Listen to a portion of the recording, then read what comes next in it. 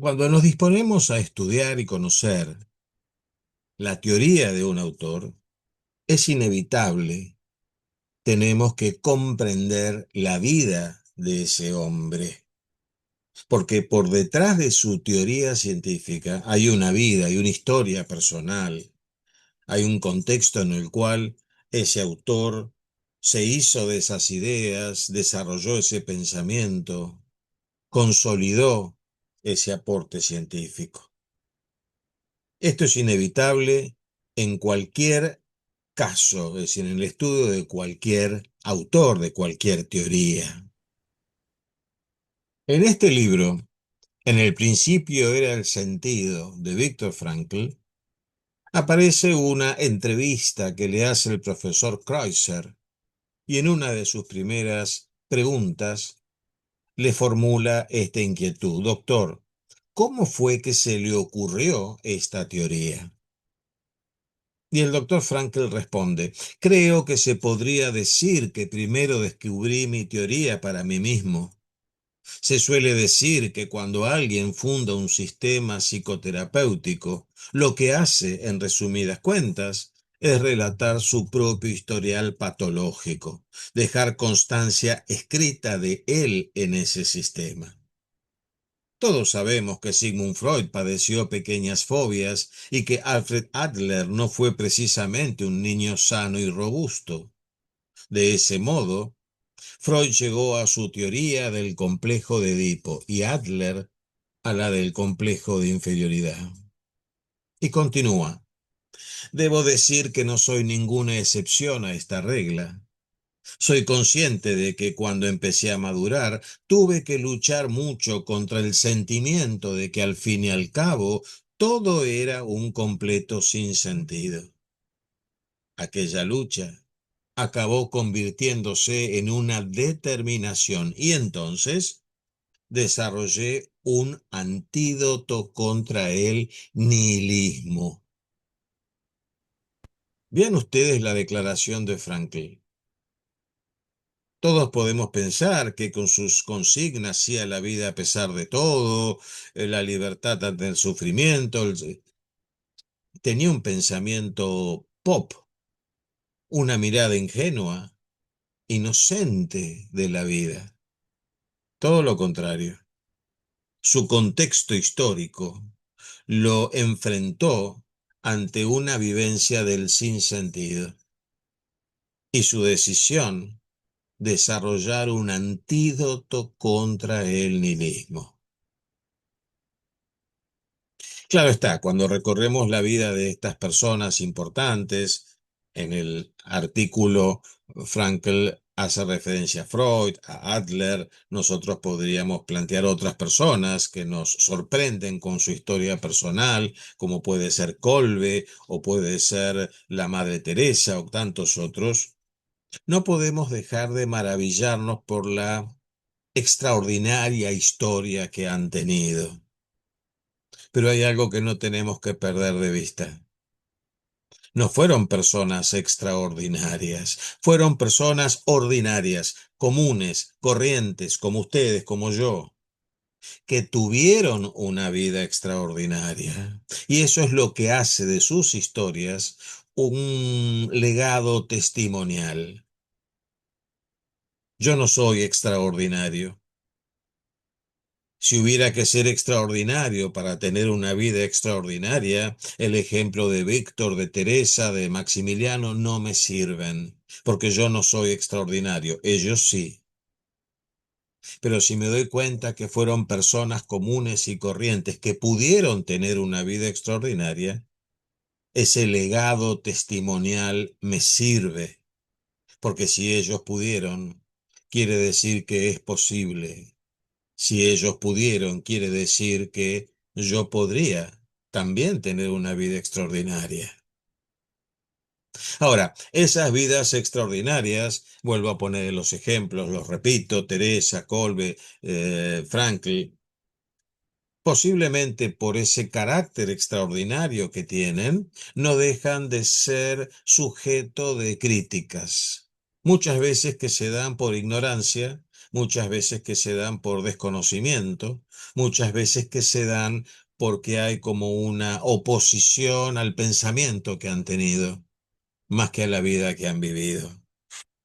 Esas críticas muchas veces son prejuiciosas, muchas veces son equivocadas, muchas veces no tienen fundamento real. Eso le pasa a todos aquellos que han tenido esa vida extraordinaria. Frankl, obviamente, en esto tampoco es la excepción.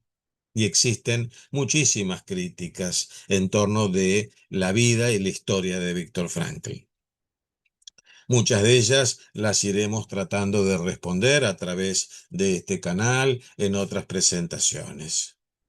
Críticas fundamentales que tienen que ver con la postura que él tuvo ante el Holocausto una vez que salió de los campos, no haber planteado la venganza como camino de reivindicación de ese sufrimiento, no haber apostado a la idea de que tenemos que ir en contra de todos los alemanes porque todos los alemanes son culpables del Holocausto, ellos y sus generaciones venideras, el famoso concepto de la culpa colectiva, en fin, muchísimas críticas que ya les digo, iremos tratando de responderlas a través de este canal en otras presentaciones. Pero hoy me voy a detener particularmente brevemente, sobre unas críticas que circulan en torno de su texto, su obra más conocida, El hombre en busca de sentido. No quiero detenerme en la historia del libro, que es para otra presentación, pero simplemente les comento, les recuerdo, si es que lo saben, cuento ahora si lo desconocen, cómo surge ese libro en Frankl.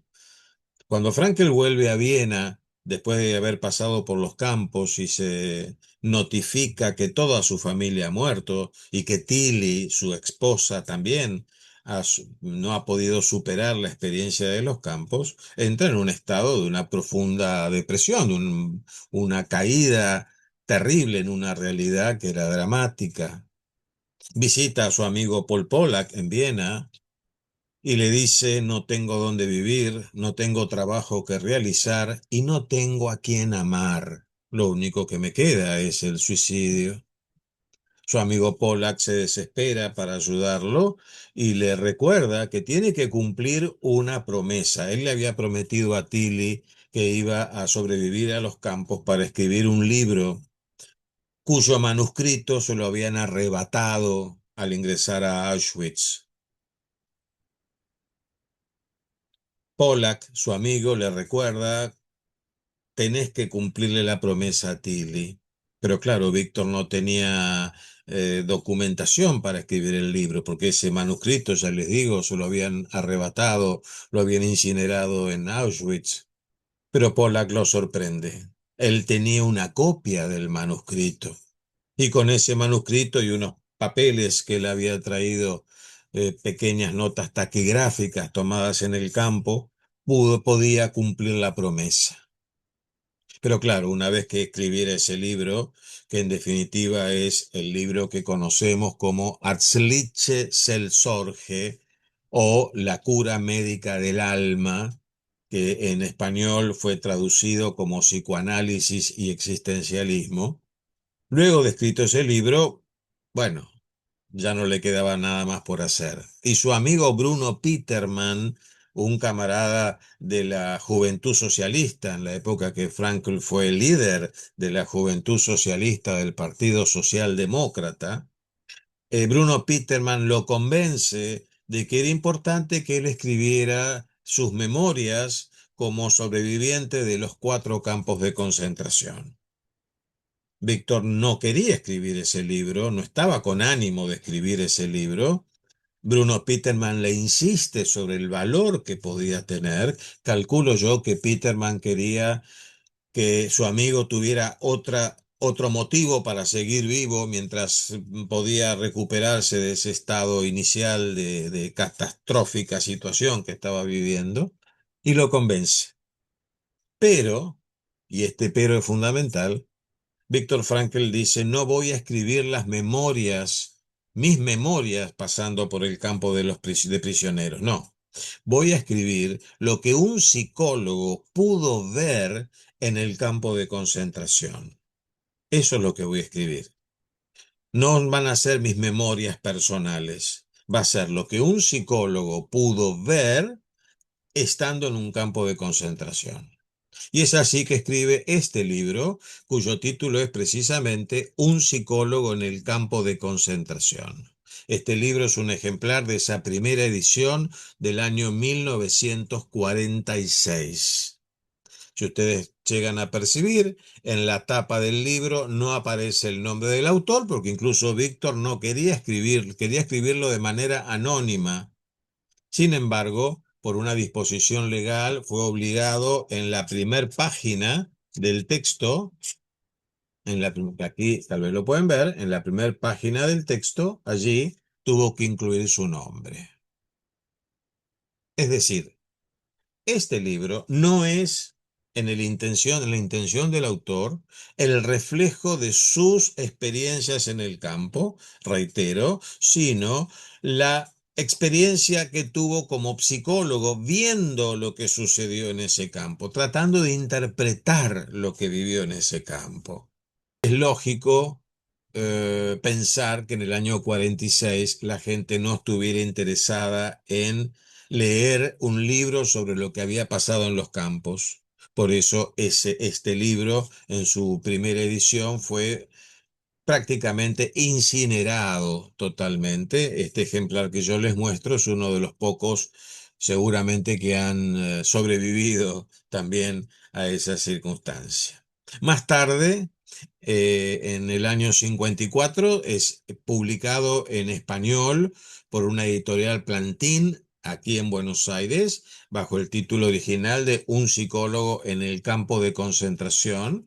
Este texto tuvo relativo éxito editorial aquí en Argentina, en español, pero bueno, tuvo cierto reconocimiento. Y luego recién en la década del 60, a través de la insistencia de Carl Rogers, ese libro es publicado bajo el título Man's Search for Meaning, El hombre en busca de sentido, que es el que conocemos todos en la actualidad, El hombre en busca de sentido. Este libro ha sido considerado uno de los 10 libros que más ha influenciado en la cultura de los Estados Unidos en el siglo XX. Ha tenido una traducción a infinidad de idiomas, una venta que sigue siendo absolutamente masiva, e incluso en la experiencia de la reciente pandemia de COVID-19 fue uno de los dos libros más leídos en todo el mundo. Es decir, el éxito de este libro es incuestionable. No obstante lo cual, algunas personas le hacen críticas. La primera crítica es sobre el contenido del libro. Se plantea que Frankl no queda claro el relato histórico de qué vivió en cada campo de concentración. Claro, a esta crítica es fácil de responder. Recordemos, él no contó su historia en los campos, por eso el texto es difícil de identificar cuando hace alguna referencia a una historia personal, en qué circunstancia, en qué campo de los que estuvo prisionero sucedió. Está todo mezclado, digamos. Bueno, pero no tiene un valor testimonial como puede ser la obra de Primo Levi, si esto es un hombre, o la obra de Elie Wiesel, La noche, el alba y el día, donde ahí sí cuentan su historia personal. Nosotros en la investigación, en el estudio de la historia del prisionero 119.104, Víctor Frankl, podemos identificar, ¿no? Por ejemplo, la muerte, cuando él relata la muerte de su padre, eso acontece en Terezín, el primero de los campos donde él estuvo prisionero, cuando él habla de la selección, esa presencia que hacía el prisionero delante del doctor Mengele y que decidía su vida o su muerte. Eso sucede en Auschwitz. Algún episodio que él relata, por ejemplo, un diálogo, una escena del libro que él hace referencia a un camarada Otto. Eso sucede en Catherine, en el primer subcampo del sistema de Dachau. Y los famosos papelitos que él trae como referencia taquigráfica, esos los escribe prácticamente en sus últimos días de cautiverio, también en el subcampo de Dachau de Turkheim, de donde fue liberado. Es decir, pero todo eso está mezclado porque, vuelvo a decir, no es una data referencial cronológica de su paso por los campos. Otra crítica es que Frankl abusa de su experiencia en Auschwitz durante todo el libro y que el lector del libro se sentiría altamente decepcionado si supiera que Frankl en realidad estuvo pocos días en Auschwitz. Crítica que tampoco tiene fundamento porque Frankl nunca negó cuál ha sido su paso por Auschwitz, incluso está documentado. Él está en Terezín, en el campo de Terezín, hasta octubre del año 1944. El 19 de octubre del año 44 es notificado que va a ser trasladado a Auschwitz y permanece en Auschwitz una semana, porque a la semana es notificado de que va a ser derivado a Dachau. Pero esto está documentado y Frankel nunca lo ha negado y nunca Frankel ha hecho abuso de su experiencia en Auschwitz, como dicen estos críticos. Y de hecho vuelvo al primer dato. En este libro él no habla de su experiencia personal, de modo tal que el lector del Hombre en busca de sentido no se va a ver decepcionado ni no decepcionado porque Frankel haya estado en Auschwitz tan solo una semana, donde además tan solo una semana, hablamos de una semana en Auschwitz. Hablamos de una semana en Auschwitz. No hablamos de una semana en un spa, en un campo de descanso y recreación. ¿Eh? Por otro lado, se plantea también que Frankl no enarbola en este texto la bandera contra los alemanes y que pareciera ser que en general en toda su teoría, pero iniciando por este libro, Frankl minimiza lo que fue la experiencia de los campos en orden a sobrevalorar la capacidad humana para darle respuesta al sufrimiento. Cosa que tampoco sucede. Frankl no minimiza el impacto de la situación sufriente. Frankl no nos está diciendo con el sí a la vida a pesar de todo que el sufrimiento de los campos fue menor. De ninguna manera. No hay sufrimiento menor. Frankl incluso hablaba de que todos nosotros podemos tener nuestro propio campo de concentración, que nuestro sufrimiento inevitable es nuestro propio campo de concentración. Frankl no hablaba de minimizar el sufrimiento en los campos, y mucho menos en este libro, ni sobrevalorar la capacidad humana. Simplemente describe una realidad que él ha visto en los campos, ¿verdad? Y por último, hay una crítica de un profesor de historia americano, Timothy Pittel, que tiene un trabajo donde él lo que plantea, dice, es rescatar a la persona del santo, ¿no? Como hay toda una mitología en la vida de Frankl que lo santifica o lo convierte en héroe, y él quiere bajarlo a la realidad a través de datos que en muchos casos, ya les digo, trataremos de ir respondiéndolos en este canal en otras presentaciones. Pero respecto de este libro, que dice también que decepciona al lector porque confunde, dice Pittel, Frankl, la versión de Frankl sobre su paso por los campos es ambigua y tramposa. A ver, cosa que no es cierto, pero dice Pittel que tan es así, restándole valor a este texto, que según él comenta, en la década de los 90, el Museo del Holocausto de la ciudad de Washington, que es uno de los más importantes del mundo, quitó de la venta el libro El hombre en busca de sentido. Cosa que tampoco es verdad, no hay ningún tipo de elemento que pueda sostener esta afirmación. Además está a decir que desde siempre el Museo del Holocausto de Washington centra su oferta bibliográfica sobre la historia de la Shoah en dos libros, El diario de Ana Frank y El hombre en busca del sentido.